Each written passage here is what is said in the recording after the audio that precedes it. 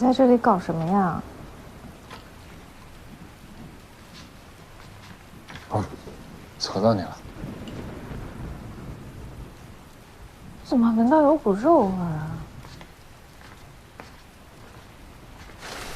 这麻酱鸡的味道。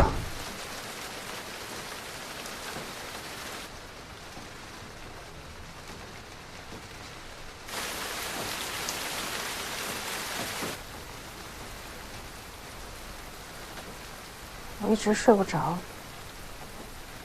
心里憋得慌。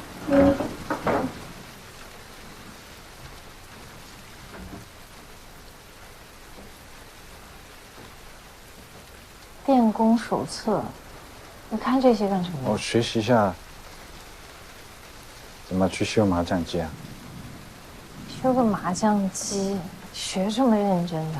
啊，我想可以的话就快点修好，你就可以用了。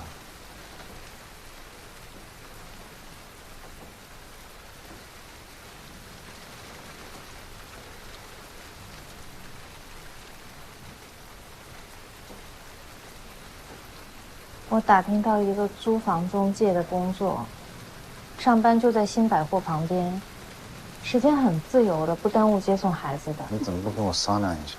那我现在不就是在跟你商量吗？哦，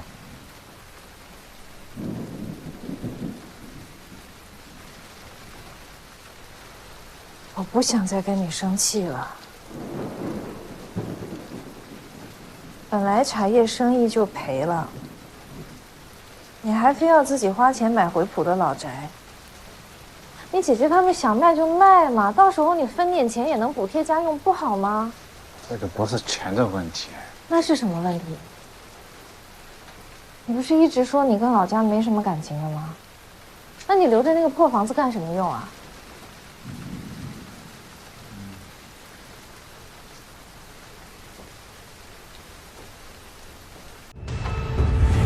跑什么呀？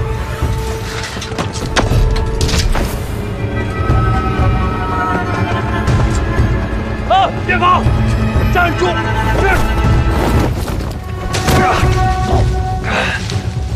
你跑什么呀？啊！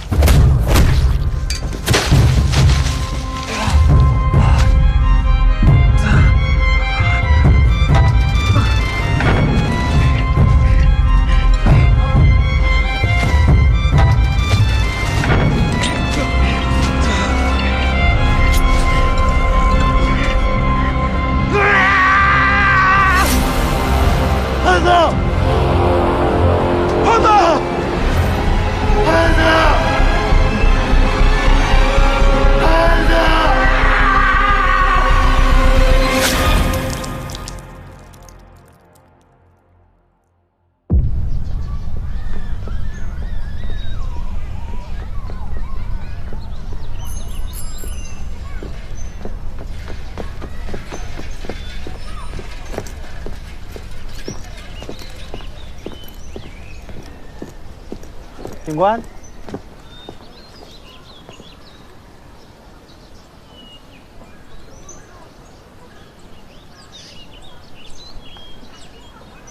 打你一段。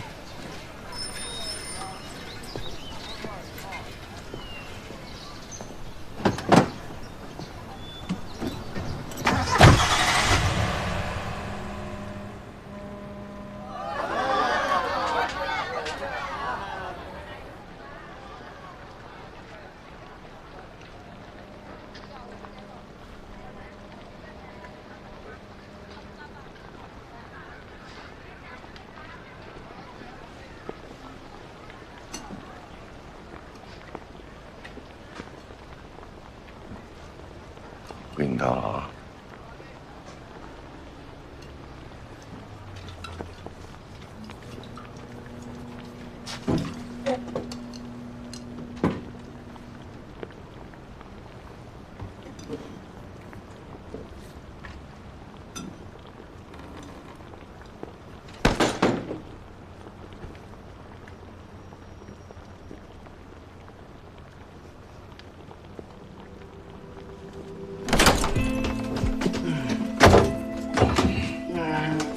哎呦，慢点，慢点。哎呦，哎呦，哎呦。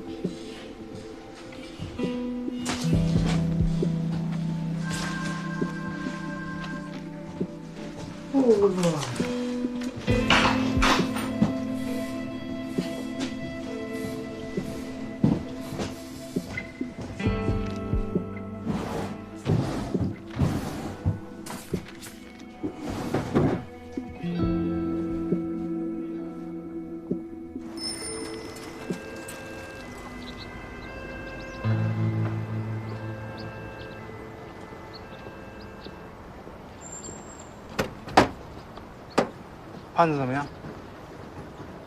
今天好多了，过几天就能拔鼻饲管了。能吃东西，好的就快了。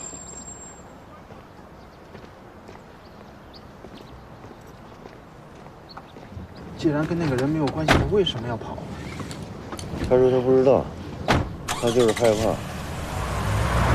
他不知道我们为什么去找他师傅。他以前跟他师傅去偷过猎，他知道。偷猎是犯法的。你们不是没穿警服吗？他做过亏心事儿，他觉得我们就是去抓他的。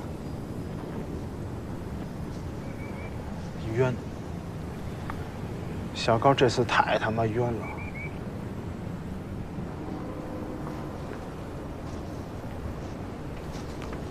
刚才在医院。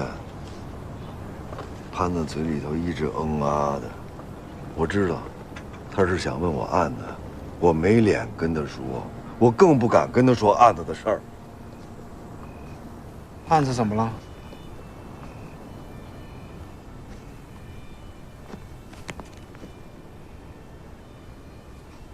永都方面准备存档。存档？说白了，失败了。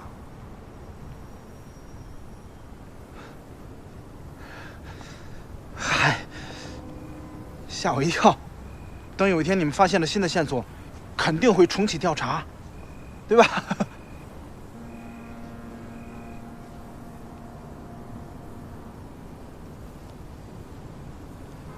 没事儿。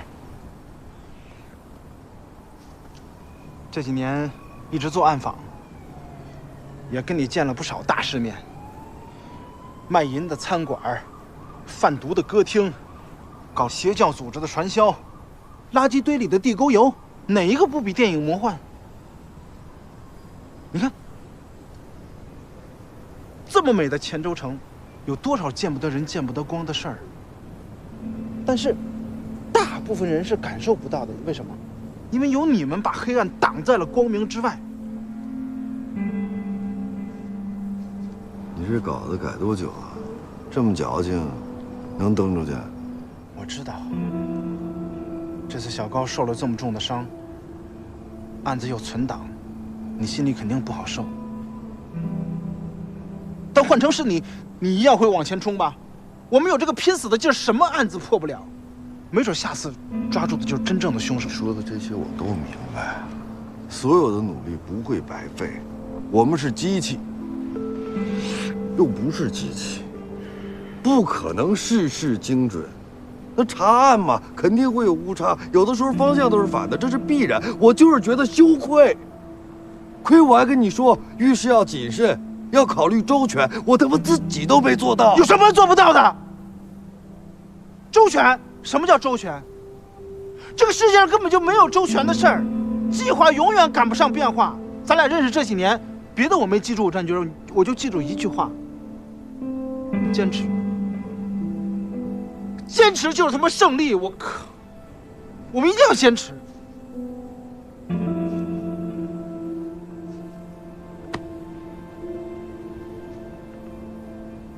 这出租车开顺手了？顺手，我一直在坚持，我每天都在搜集不同的证据，我就不信了。我一篇一篇的写，总会有那个拨云见日。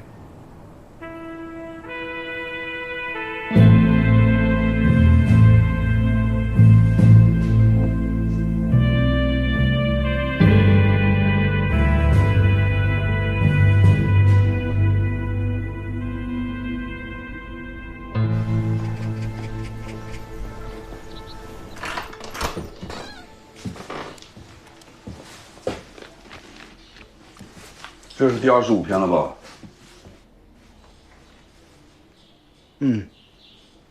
你去通知下社会新闻部，让他们把手头的工作都放一放。接下来1个月的时间，大家只做一件事：连续报道出租行的问题。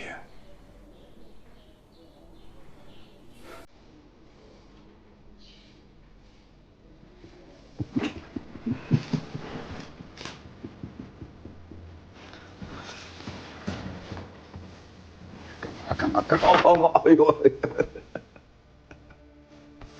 行，行，过去。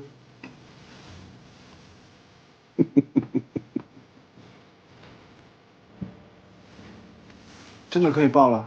我当时就说过呀，不是不敢碰啊，一定要等到有把握的时机再碰。现在有把握了？是你给了我把握。出租行的问题一直是长期的、系统性的问题，我们的报道也应该是长期的、系统性的。现在你不是孤军奋战了，你准备好了吗？早就准备好了。什么时候登啊？明天登头条。登哪篇？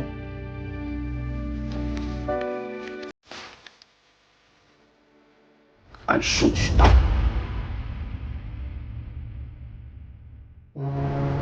大哥，小弟敬你一个。啊，好，来，多少个来，来，干杯！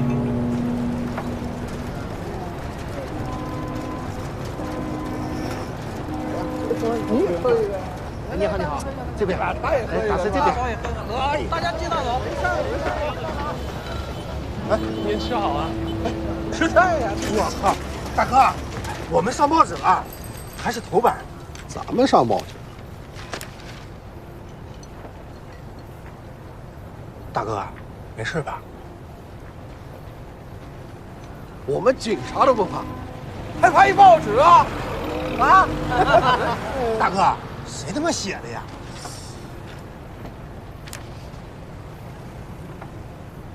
记者白朗。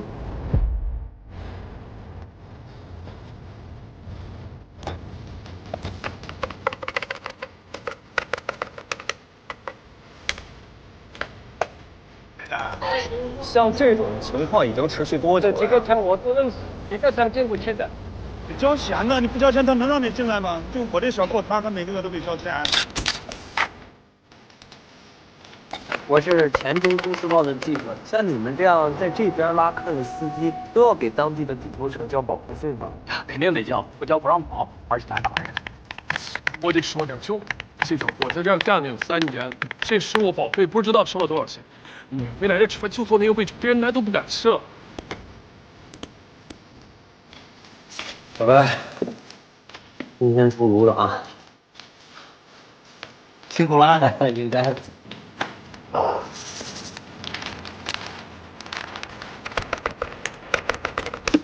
第9篇、第10篇都改好了。今天的会呀，虽说临时，但是很重要。这些报道啊，有的同志已经看过了，有的没有看。现在大家呀，再仔细的看一看。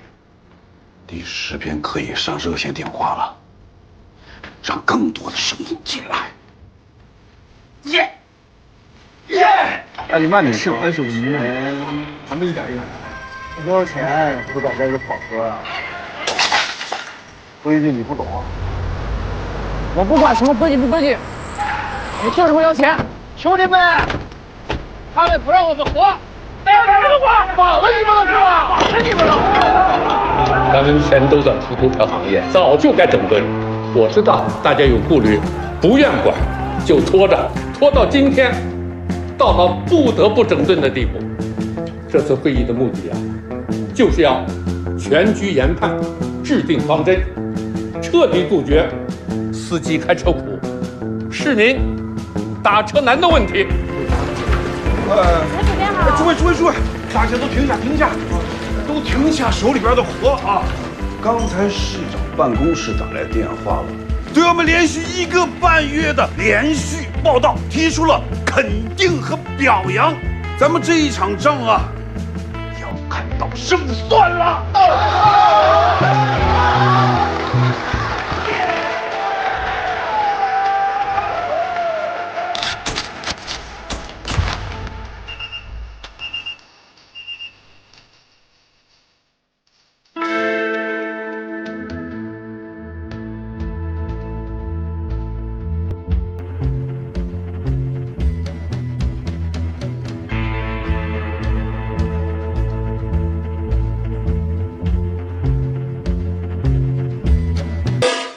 你说这个保安的值夜班呐，能不能睡得浅一点啊？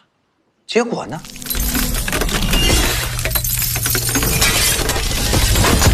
人家就是没发现自己脑袋上还晃着一根撬棍呢。这个歹徒心理素质是好的不得了。你打呼吧，我跟着你的节奏。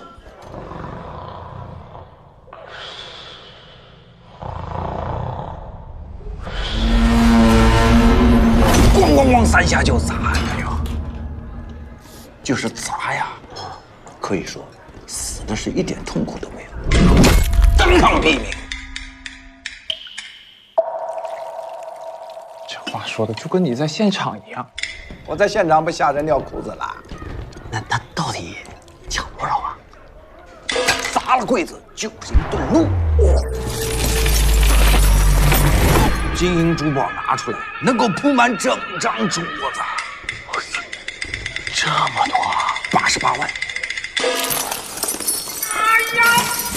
如果你们的工资涨到300块，估计还要连续干上200年。我们长兴怎么就出了这么一个狠人呢？人杀了不算，连看门狗都没有放过，抡起个撬棍呢，就是砸，就是抢，就是打，这是真狠。杀狗是添油加醋。你在商场见过看门狗吗？哦，那倒是没见过。再说了，人家不止一个珠宝柜台，隔壁柜台的一条玉溪烟，还有1900块钱都被他抢走了。事儿办的这么有粗有细，整个商场的布局他摸透了。哎呦，哎，老白，你也知道的不少啊，是抢了一条烟，真真假假，你挑着听。老陆，你往外传的时候，你也动动脑子。狗了还。我就说老白聪明啊，看来你窝在报社画画真的是屈才了。哎，那是，老白从小这脑子就灵活，他要去抢，也能神不知鬼不觉的啊！别瞎说啊！我还想，我的饭碗都快被抢了，我还抢？那不可能，不可能！你是资深的美工是吧？谁吃了雄心豹子胆，敢抢我们老白饭碗，我第一个不同意。对呀，谁那么不长眼呢？想要绿色就可以变绿色，想要黄色就可以变黄色，想要什么颜色就能变什么颜色。哇，这也太厉害了！这就是抠镯？这叫 CorelDRAW 第6代，跟 Windows 95同时上市，专业处理矢量图像。矢量？全新的算法，不受像素的制约。我没懂，不受制约会怎么样？就是说，无论你把它放多大，边缘都是平滑的。哎呀，先进呢！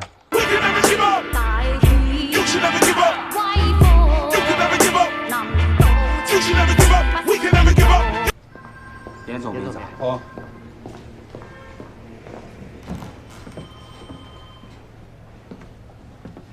刘照，哎，人呢？哦，那边办公室都在那儿呢。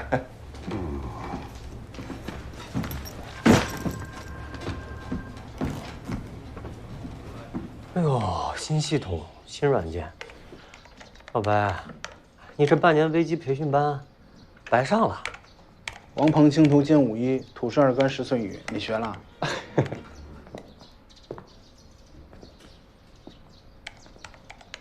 排版进步到哪儿了？啊，总编，总编，进度到老白面前了。哈哈，没有交稿的3位，麻烦移步办公室啊。鲲鹏娱乐城宰客的暗访怎么样了？哎，你好，泉州都市报。您请讲。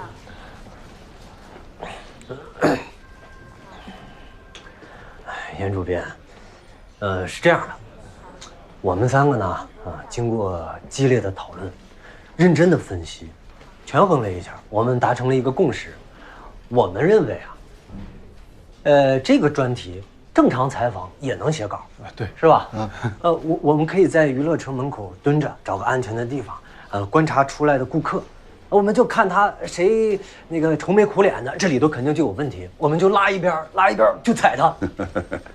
真实性、全面度啊，切身体会，你们权衡了哪一点？咱们是泉州唯一的都市报，都市报的精神是什么？贴近民生，做市民的眼睛。不是，这话不要老从我的嘴里说出来，行吗？肉麻的，娃儿还能不积极？有什么心理压力嘛？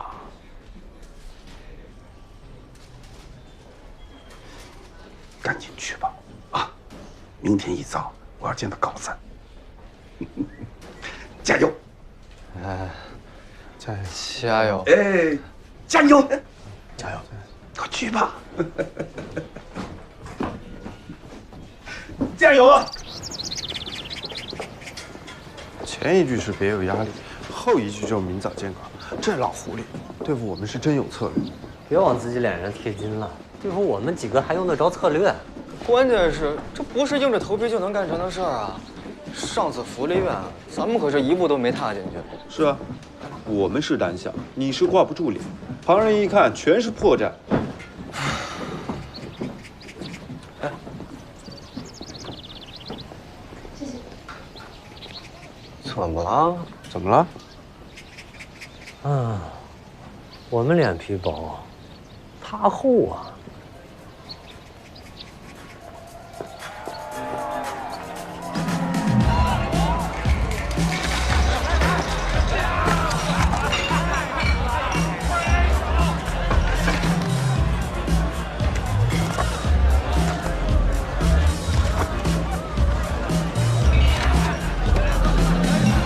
啤酒，来半打。音乐声音太大了，听不清啊。半打啤酒。不好意思啊，我们这里啊是卡座，这都有最低消费的。最低消费？点什么你就上什么。废什么话？半打啤酒。再来2瓶人头马尾少。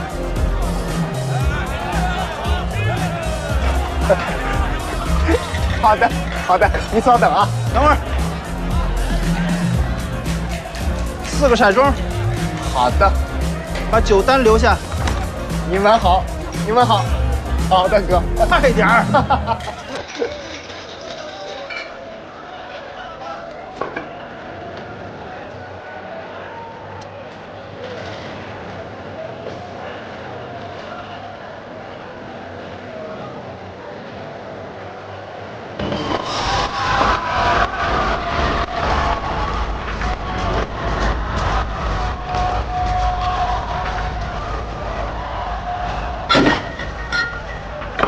2瓶人头马配送。您的半打啤酒6瓶啊，都给您开了。怎么上来就全开了呀？哎，一物先行吧，省得中途啊打扰起来老板。那慢用。可好，蛮好啊。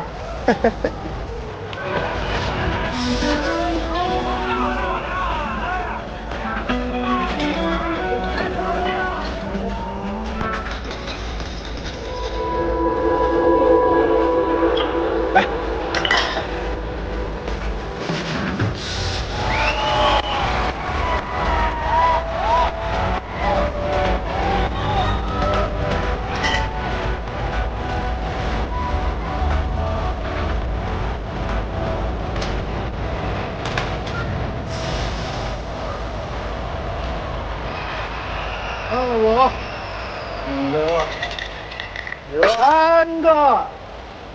陈峰，陈峰，看我。没有。服务员，来的。哎，来了。老板，要开票吗？开。5瓶红酒是995，1瓶人头马 XO 2399啊，1个开心果拼盘和2瓶可赛矿泉水，总共消费3548。啊，零头给您抹了，算您3500。走，买单。来，那先，下次再来了啊。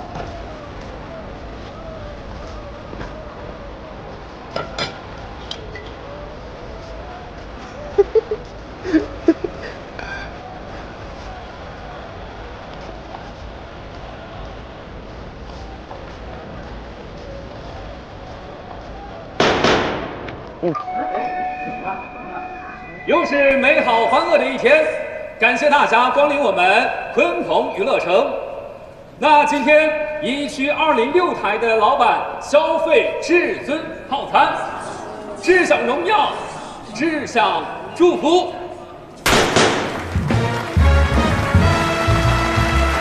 祝老板金银财宝入囊袋，金银财宝入囊袋，美酒美人招手来，美酒美人招手来，福禄寿喜永常在，福禄寿喜永常在，掌声鼓励。今天呢，我们见者有份，我们将会给每个卡座的朋友赠送一份开心果套餐。老板，我代表鲲鹏娱乐城祝您生意兴隆，财艺滚滚。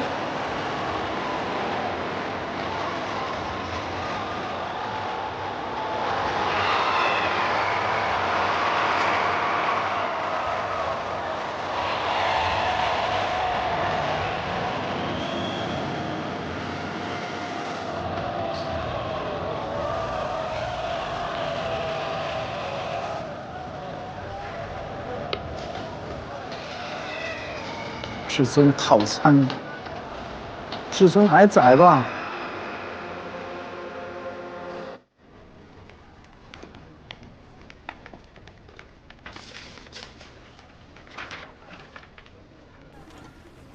跟你学了多久啊？他天黑之前就走了。学不进去了？那我不知道。你觉得他能学会吗？他倒是挺爱提问的。哦。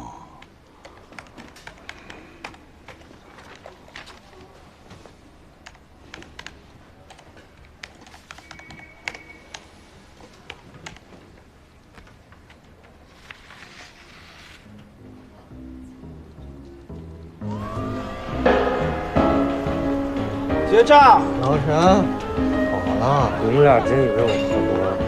喝点，走。啊，走。哎，拿我钱包干什么？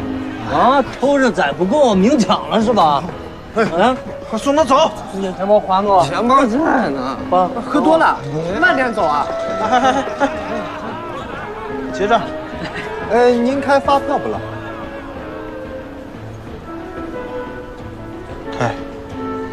咱们这桌总共消费是1880。小伙子，你帮我算一个细账，我现在头有点晕。2瓶人头马是1680，一打啤酒是200，那总共加起来就是1880嘛。 2瓶人头马1680，一瓶多少钱？一瓶790。哎呀，对不住啊，老板，脑子糊涂了。那总共那就是1780嘛。你这半打啤酒什么时候点的？没点，我们肯定是不会上的。上了我们却不喝。嗯，我这瓶还是之前点的呢。哎呀，这好了好了，开票。这他妈公款消费还算得这么清楚？哎呀，行，盯着点，那俩酒瓶不让他带走呀。操，这么快！老板，妈逼的，这是烧钱的，没几个烧钱的钱。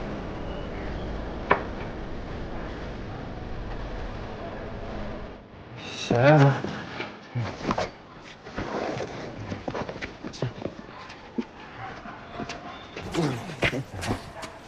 哎呦，这消费也挺累的。哎，元宝，醒醒，要写稿了。写稿？来，走，开干，走。来，你们俩送他回家，我还精神，稿子我来试试。别，哪有这么简单？你是美编，又不是记者，你不如把更重要的事情干了。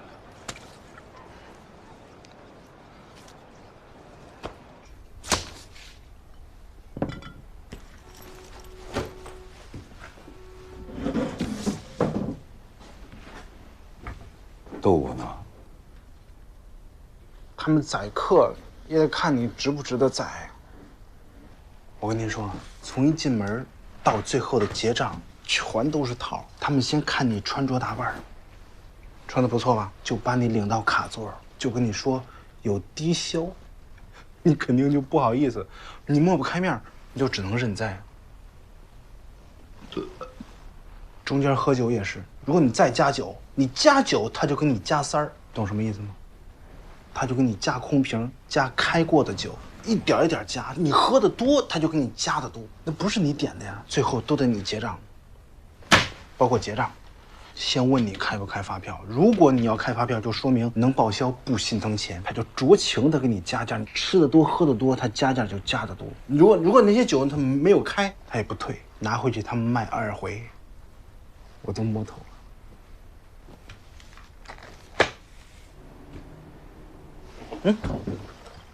你看这个酒，咋了？当然是假，200%是假酒。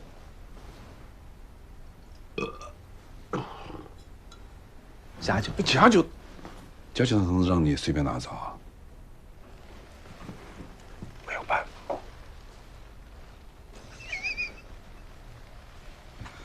你看他这个印刷，他们不懂什么叫矢量图。它这个像素都不够。我想了，咱们要配上真假实物对比图，这样更有说服力。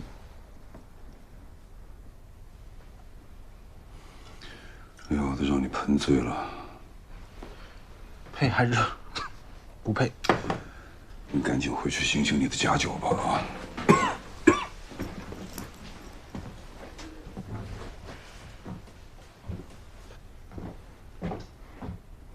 配还是不配？哦，对了，明天你不用来报社了。那我去哪儿？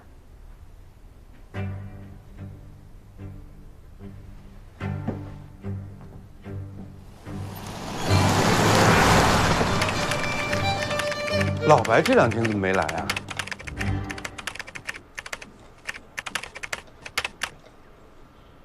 就因为这1580，我怎么感觉有点不对劲儿啊？这一辆车没有，也没有人，哪有上午10点干这事儿的呀？不是，你不要带着预设看问题啊，要在实践中找到它的合理性。不好说呀。那我还有一个问题，就这种事儿，他肯定抓现行。我抓了现行，我……哎呀，你这叫舍身取义嘛！不要有思想负担，胆子要大一点。你赶紧进去，别误了点啊！等待你的好消息啊！要不您……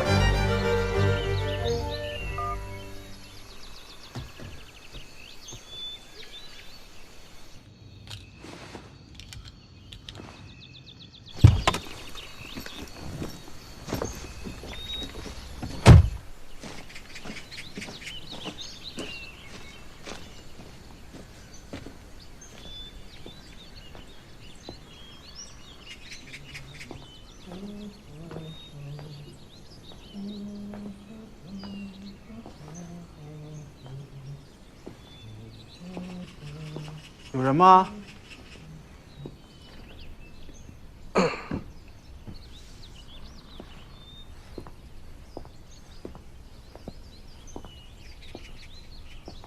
有人吗？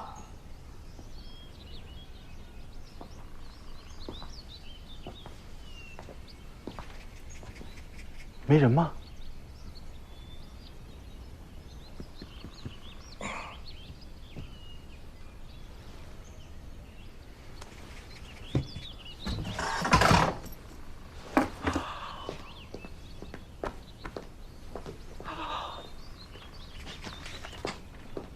哎呀，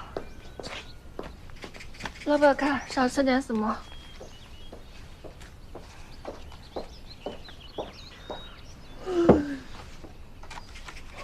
有什么特色菜吗？早上呀，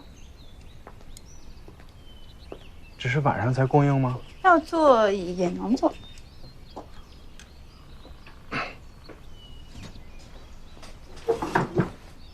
这有什么？我们的特色菜有蟹粉豆腐、纯菜羹，都是用野生的纯菜芽做的，特别嫩。豆腐能有多嫩，野菜能有多野？不想吃。哎呦，这也不吃，那也不吃，你想干什么啦？对呀，想吃人呀。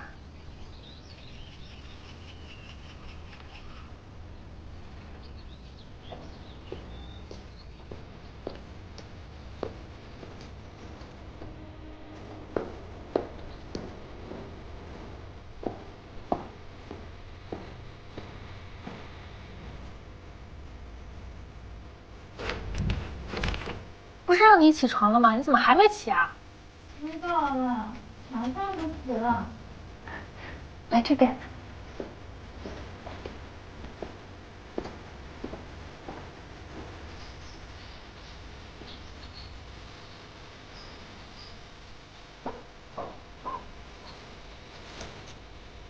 快来呀！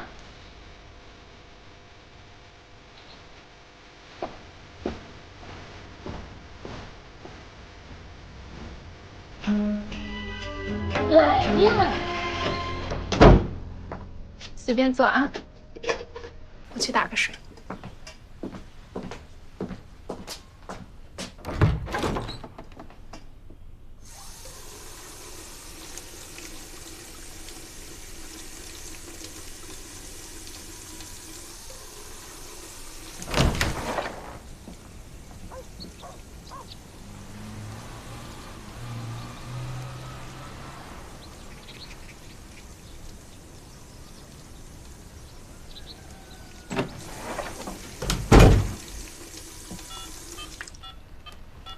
干嘛呢？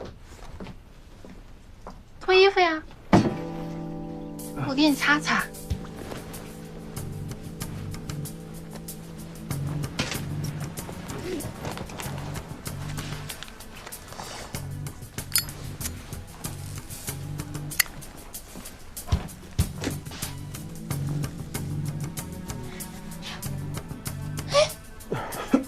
是钱还抽上烟啦？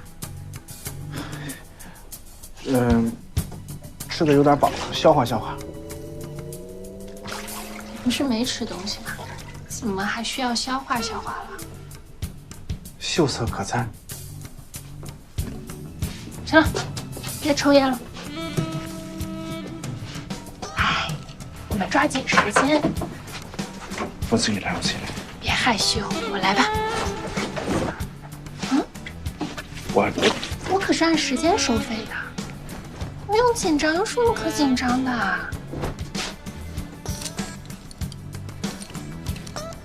干嘛呢？不是，姑娘，这个我自己来，我自己。哎，坏了。怎么了？什么都没做呢，怎么就这样了？我血热。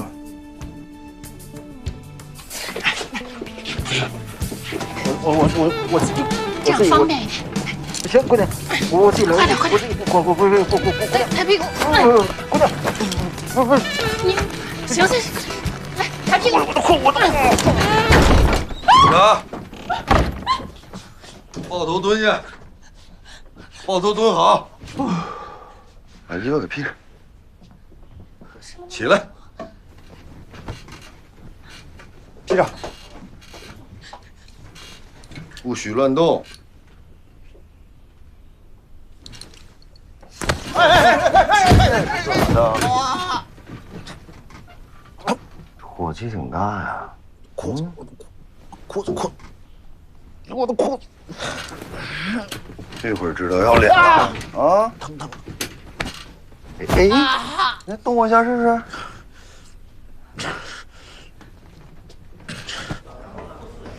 哪儿？先把表填好啊，如实填写。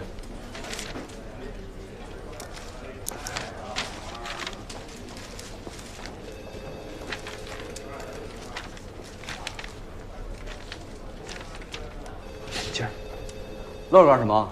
拿着。干什么？好好填表。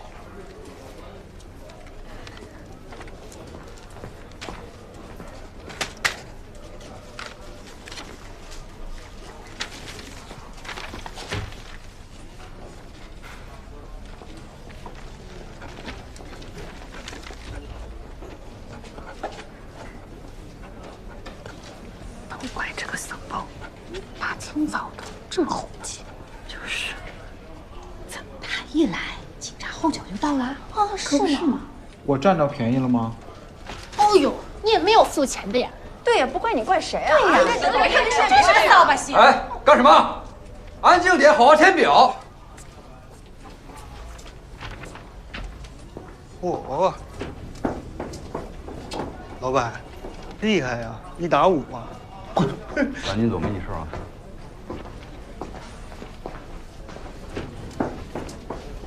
振军，领导电话。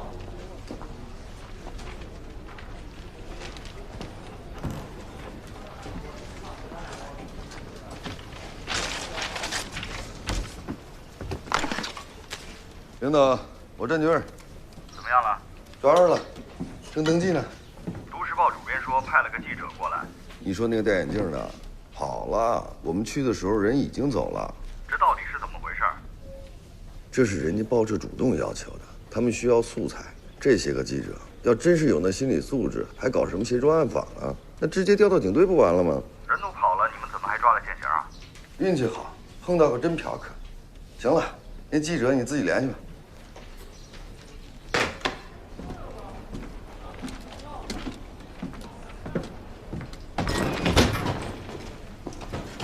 这儿听怎么样？玩呢？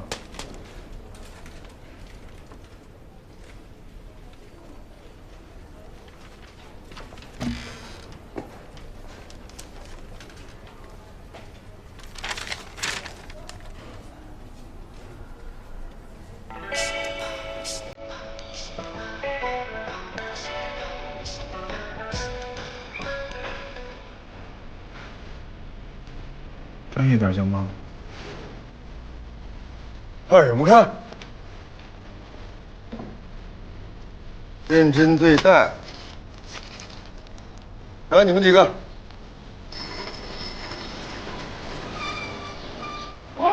白雪婷，不是啦。哎，来了，老白，老白，哎，你就坐我对面。白记者啊，我真是佩服你，为了逃避这个矢量图，你真是下了血本。别提了，我这趟亏大了。你还亏了？嗯，我被人家吃豆腐，还被抓起来，心惊肉跳，吓破内胆。2楼走廊挂着统一的包厢门牌，窗户掩映着饭店的业务大字，乍看之下与餐厅的大堂并无二致。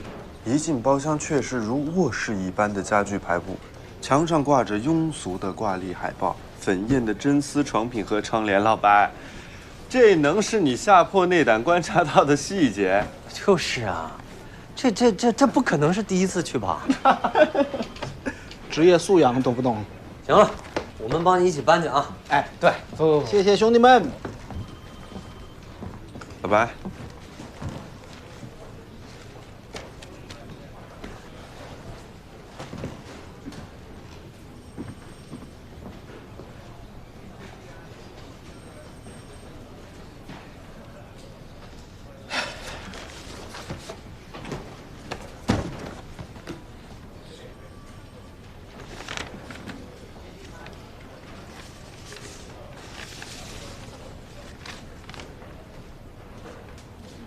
你怎么想的？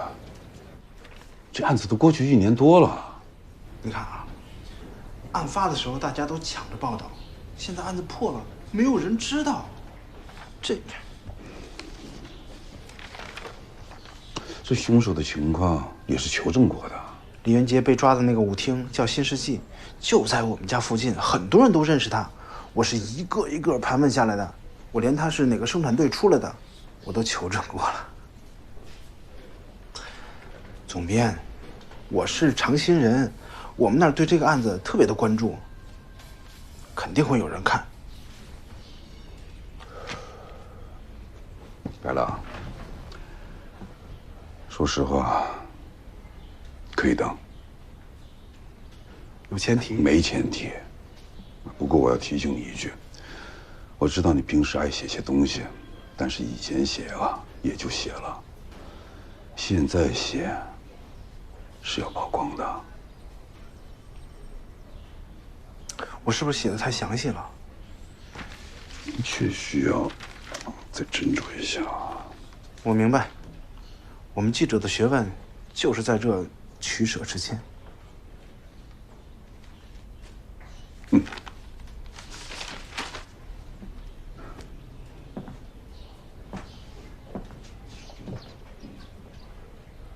不是学问，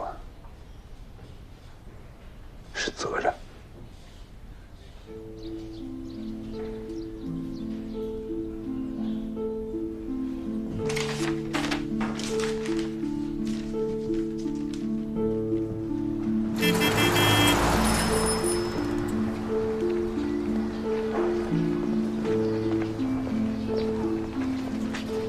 白朗同志，你好，我叫施占军。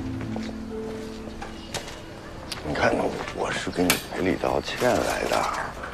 我要知道你是记者的话，就不会下那么重的手啊。就我一个男的，你能认错？确实认错了，所以我才来认错。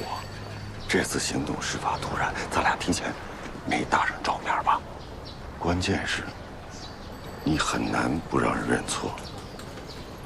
什么意思啊？真的，即便你从报社里走出来，都很难相信你是一名记者。谢谢。我请你吃饭。那天啊，确实有个小伙子，也戴个眼镜，被捕之后才知道，他才是真嫖客。对不住啊，我呢以茶代酒。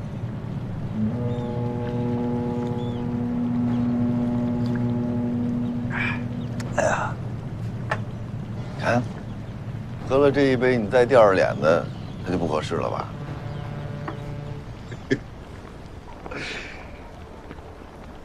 形象气质太好了。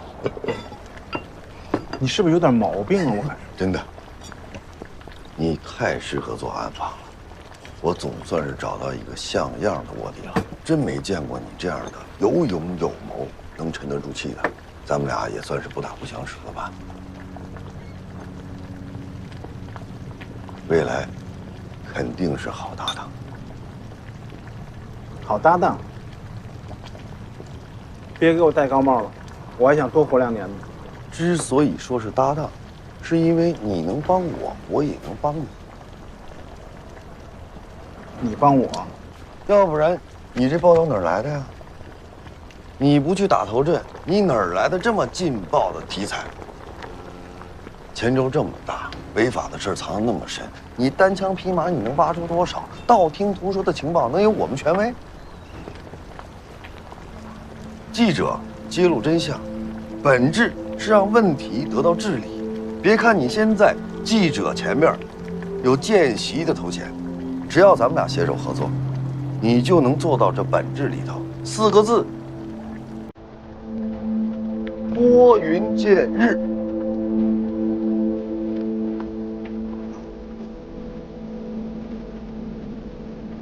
不是学问，是责任。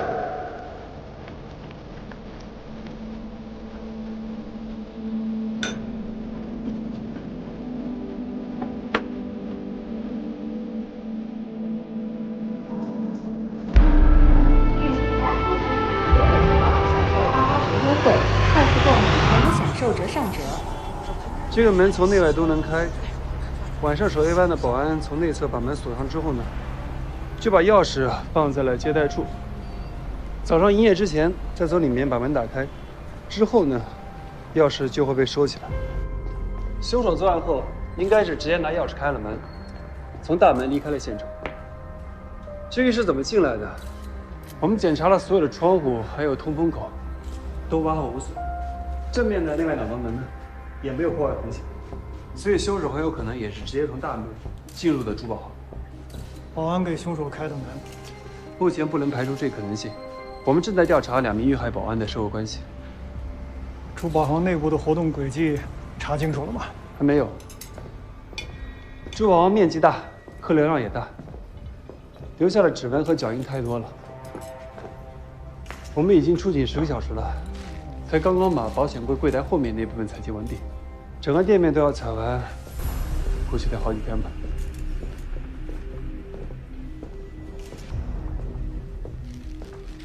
叶老师，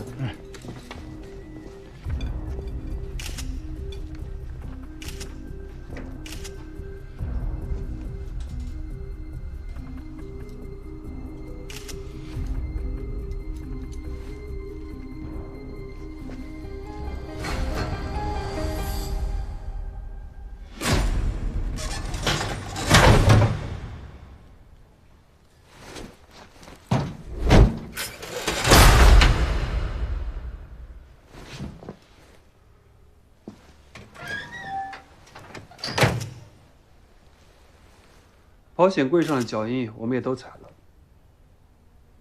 但是是空脚印。我们就是跟着空脚印来推测凶手的行动轨迹，应该是先绑人，再撬保险柜，中途杀人，然后继续撬保险柜。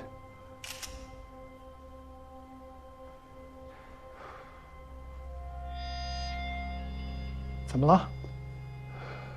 我是想啊，既然凶手会穿着鞋套来作案，就说明他具备明确的反侦查意识。刀和撬柜上面也都没有留下指纹，他肯定戴着手套。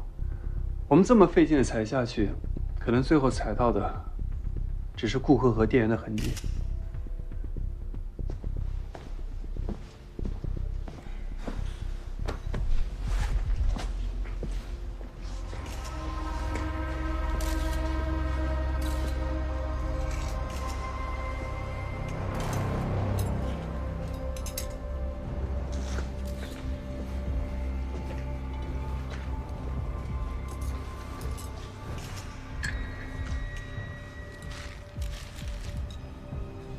帮我拿进。好。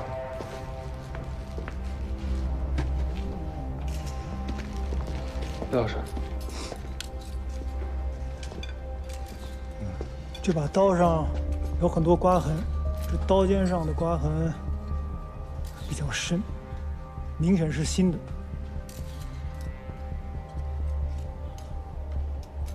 这都带着撬棍的，需要拿刀撬什么东西吗？哦，对了，叶老师，这是从黔州市刑侦支队借调过来的实战卷。叶老师您好，我听过您的课。哦，我师哥。你说的对，砸玻璃也用不上刀。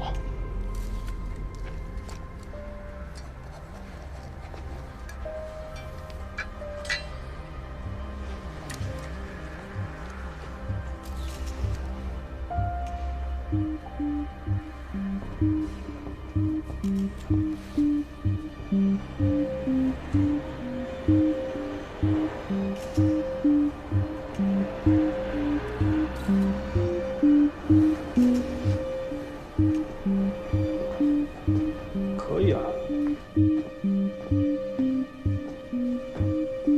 哦，这几天珠宝行在装修，这3部电梯都处于停用状态。